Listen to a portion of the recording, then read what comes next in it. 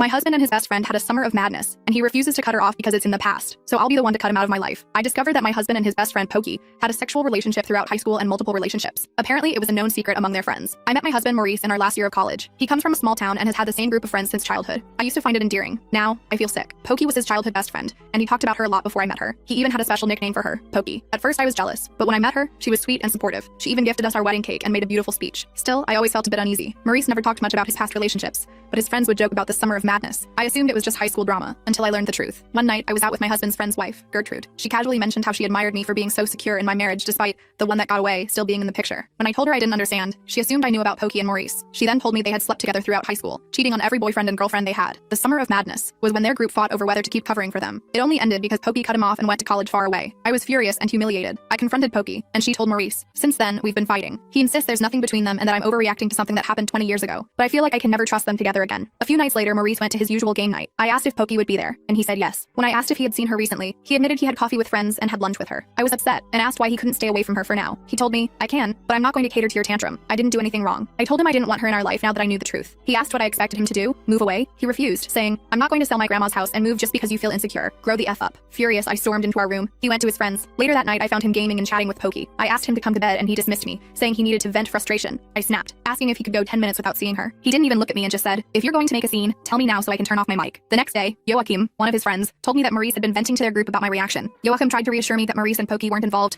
but also admitted that Maurice was emotionally dependent on her. He told me, if you want this marriage to work, learn to coexist. I asked if Maurice still loved Pokey. He said, maybe you should ask your husband. I couldn't let this go. I was spiraling. Update. After another fight, Maurice went to his mom's house. Later, I saw on his Instagram that he took his step-siblings to laser tag, dinner, and then Pokey's bakery for dessert. I was livid but resigned. When he came home, he apologized for how he acted, saying he didn't want our marriage to be like his parents. I told him I felt completely disrespected. It wasn't just about their past. It was that everyone around me knew, and no one told me. I felt like a stranger among our own friends. Then I asked him point blank, does he still love Pokey? That's when he told me the truth. Maurice admitted he had loved Pokey like crazy, to the point where, as teens, he thought about eloping with her. But during that time, his parents were going through a violent, ugly divorce. His teenage mind decided that relationships led to pain, so he refused to date Pokey, fearing that if it failed, he'd lose her forever. Then came the bombshell. Pokey got pregnant. At the time, she was single, and since they weren't using protection, it was definitely his. Maurice said he wanted the baby the moment she showed him the test. They were still trying to figure out how to tell their families when Pokey got appendicitis. The resulting inflammation caused her to miscarry. Maurice told me his worst memory was calling their mothers from the hospital while hearing Pokey sob in the other room. That miscarriage made it nearly impossible for Pokey to conceive naturally. Most of their friends don't even know. Maurice also said that was the moment he decided to be child-free. He never wanted to hear someone he loved cry like that again. After that, Pokey cut him off for a year. He missed her, not just as a lover but as his best friend. When his grandmother died, Pokey reached out, and he swore they would never cross those boundaries again. Then he said, I will always love her, but it's done. I married you. I love you. That's what should matter. I asked if he was willing to see her less for my sake. He refused. He said that after 13 years together, I should know that he doesn't cut off friends. So I told him, after 13 years, I should matter enough. I packed a bag and left to stay with my parents. I needed time, and that's where we are now. I don't know how to feel.